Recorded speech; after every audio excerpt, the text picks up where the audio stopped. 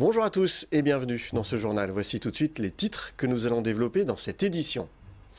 La ville d'Herblay pourrait bientôt être rebaptisée Herblay-sur-Seine. Le maire veut réorienter sa ville vers le centre historique et les bords de Seine. Explication dans un instant. Législative, le maire communiste de Beson se lance dans la course pour la deuxième fois. Dominique Lespard, qui s'oppose en alternative à gauche contre le libéralisme, pense avoir ses chances au vu du contexte politique. Reportage en fin de journal. Le maire d'Herblay envisage de modifier le nom de sa commune. La ville, surtout connue pour sa célèbre patte d'oie et sa zone commerciale, voudrait se tourner vers son centre historique et ses bords de Seine. Une concertation sera lancée en septembre pour rebaptiser la ville Herblay-sur-Seine. Alors qu'en pensent notamment les habitants? Reportage sur place. Pour beaucoup de franciliens, Herblay, c'est plutôt ça. Sa célèbre patte d'oie, son boulevard commercial et ses nombreuses grandes enseignes. Une image que le maire de la ville voudrait bien changer. Quand on discute avec des connaissances, et d'ailleurs dans toute la France, quand je leur dis que je suis maire d'Herblay ou que quelqu'un leur dit qu'il habite Herblay, il dit « Ah, ben je connais très bien Herblay ». La patte d'oie d'Herblay, je connais très bien. Je suis allé voir telle et telle enseigne, etc. Et en gros, ils me demandent si j'habite entre telle enseigne et telle enseigne. Parce que pour eux, Herblay, c'est la patte d'oie d'Herblay. Car la ville d'Herblay, c'est aussi un centre historique, une halle couverte, mais ce sont surtout ses bords de Seine. Un atout que voudrait mettre en avant le maire de la ville.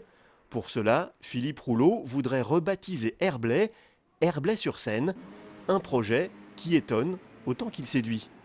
Ça change pas grand-chose, mais enfin bon, ça fait connaître un peu plus peut-être, je sais pas. Ça me choque pas plus que ça. C'est bien, je trouve. Je trouve que c'est très bien ajouter sur Seine parce qu'on est à côté, donc aucun problème. Herblay-sur-Seine, effectivement, il y a un petit côté, plus... Oui, je sais pas si noble c'est le bon adjectif, mais moi je serais plutôt pour. Oh, ça fait chic, oh bah oui. Oh ben pourquoi pas, après tout. Si ça peut lui faire plaisir, moi je m'en fiche, du moment ça touche pas mes sous. Côté porte-monnaie, Philippe Rouleau se veut rassurant. C'est pas quelque chose qui va coûter cher, hein. J'entends dire on a d'autres priorités, c'est des choses qui risquent de coûter cher. Non, pas du tout, hein. On s'est renseigné auprès d'autres villes, on garde le même code, le code postal ne change pas, les papiers en tête, oui on va les changer mais progressivement. Donc c'est pas quelque chose qui coûte cher et je pense que c'est de nature également à améliorer l'attractivité de notre ville. Et peut-être que les gains seront supérieurs donc, aux petites dépenses liées au changement de ce nom.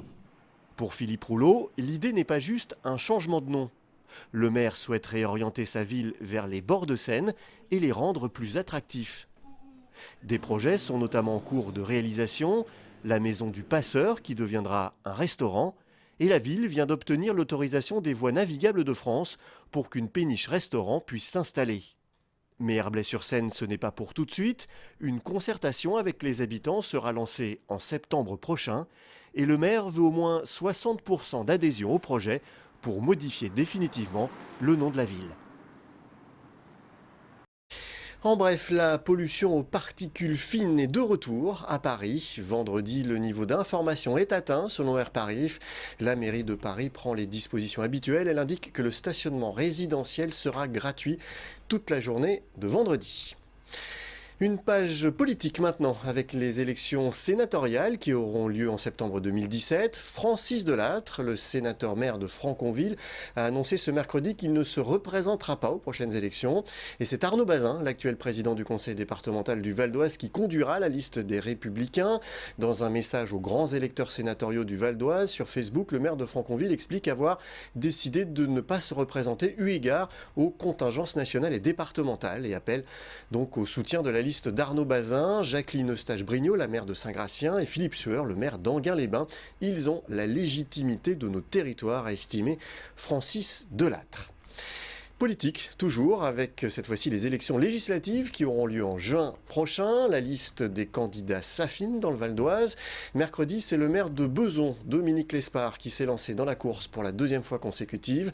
Le maire PCF, qui s'oppose en alternative à gauche contre le libéralisme, pense avoir ses chances au vu du contexte politique ambiant. Angélique Boilet. Je serai aussi avec vous le candidat de la gauche autrement, de la gauche vraiment. C'est devant une centaine de personnes réunies mercredi soir à l'espace Aragon de Beson que Dominique Lespard a officialisé par un discours son entrée dans la bataille des législatives de juin prochain. À 70 ans, le maire communiste va tenter d'obtenir son ticket d'entrée à l'Assemblée nationale pour la deuxième fois consécutive sous l'étiquette PCF.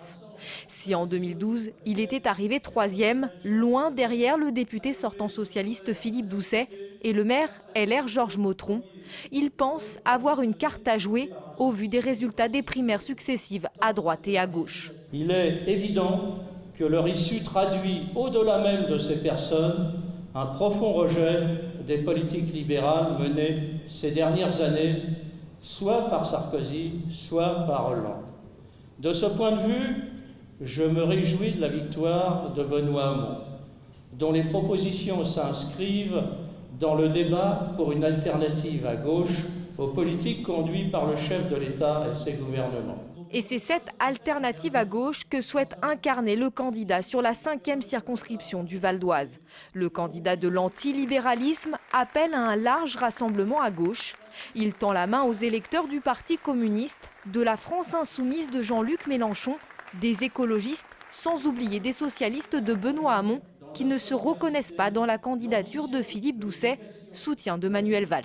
On représente une gauche qui est en désaccord fondamental avec la politique qui a été menée par Hollande et les députés qui l'ont soutenue. Mais la gauche incarnée par Philippe Doucet, proche de Emmanuel Valls, qui a voté le 49.3, qui a voté la loi travail, qui a voté un certain nombre de mesures extrêmement pénalisantes pour le monde du travail et pour les Français et les Françaises, ça, il n'en est pas question. Il n'en est pas question. Donc, la bataille va être pour quel va être l'homme ou la femme de gauche qui peut arriver en tête dans ce premier tour. Mais le rassemblement s'annonce difficile pour le maire de Beson, car à gauche, les candidatures commencent à se multiplier. Avec Philippe Doucet, Dominique Lespard devra également affronter un candidat écologiste. Et d'autres mouvements pourraient bien investir des candidats comme les Insoumis de Jean-Luc Mélenchon, sans compter des candidats sans étiquette. Voilà, ce journal est terminé. Je vous en rappelle le principal titre. La ville d'Herblay pourrait bientôt être rebaptisée Herblay-sur-Seine. Le maire veut réorienter sa ville vers le centre historique et les bords de Seine. Une consultation de la population devrait avoir lieu en septembre prochain. Merci d'avoir suivi ce journal. N'oubliez pas que l'info continue sur notre site internet veonews.fr. À demain.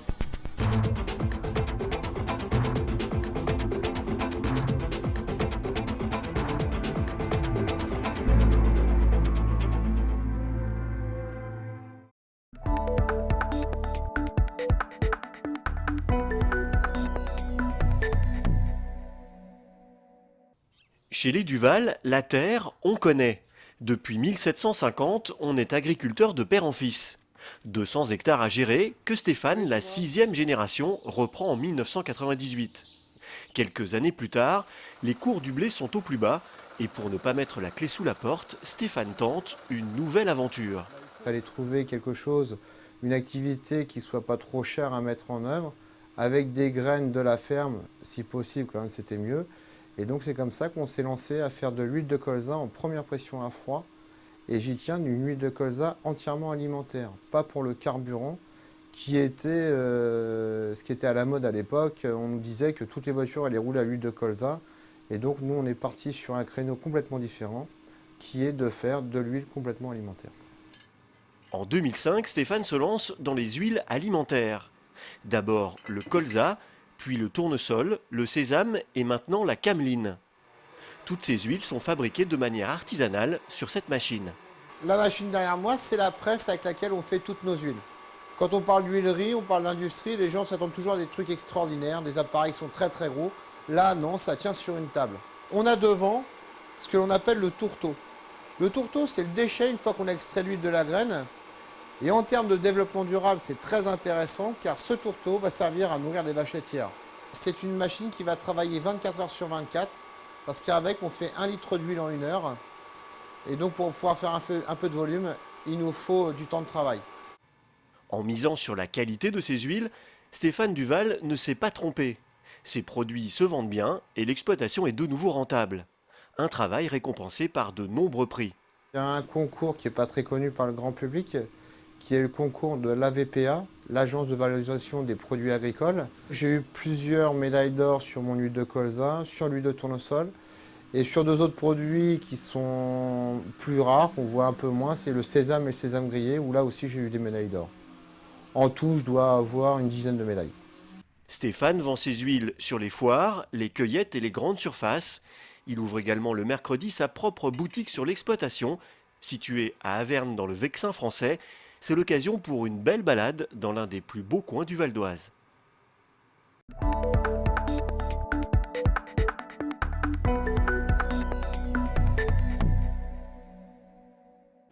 Et en route pour la deuxième couche. Une deuxième couche de chocolat, mais pas n'importe lequel. Christophe Lermite fait dans le bio. Il n'utilise dans son atelier de Saint-Gratien que des produits issus de l'agriculture biologique.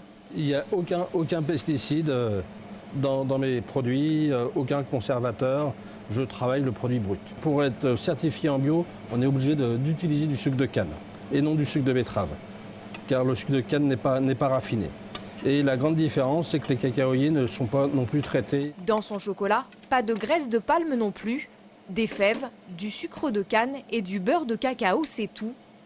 De 100 à 70% de cacao, l'artisan chocolatier travaille pas moins de 5 sortes de chocolat noir. On a moins de choix au niveau de l'approvisionnement des matières premières. En traditionnel, tout vient d'Afrique principalement. Beaucoup vient d'Afrique, tout du moins. Nous, en bio, les cultures sont en bio en Amérique du Sud, comme je vous disais, en Bolivie, Pérou, Équateur principalement. Salarié, Christophe Lermite décide de monter sa propre affaire il y a 7 ans. Le bio s'impose naturellement comme un gage de qualité. Labellisé, il vend ses chocolats dans des salons et dans sa boutique d'Argenteuil. Ouverte en décembre dernier, il travaille avec sa femme Nathalie. Le couple assure ne pas répercuter le coût du bio sur le prix de ses produits. Il y en a qui viennent ici particulièrement parce qu'on fait que du bio. Et puis il y en a d'autres qui apprécient la qualité du chocolat sans vraiment chercher à ce que ce soit du bio. Voilà. C'est vraiment le palais, le goût qui fait la différence et c'est ça que les gens recherchent. Dans la vitrine, toutes sortes de chocolats et des spécialités comme l'Attila à base de figues en provenance de Turquie. Leur point commun, des ganaches sans beurre et sans crème. Toujours dans la même démarche, garder le produit le plus pur possible.